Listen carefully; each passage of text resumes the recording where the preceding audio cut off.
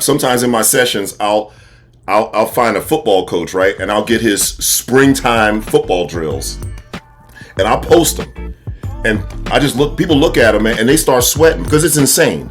It's insane, the number of up downs and all those hellish exercises and drills, 2-a-days. And I ask, why would any teenager, why would any person engage in that? How do coaches get players to engage in that madness?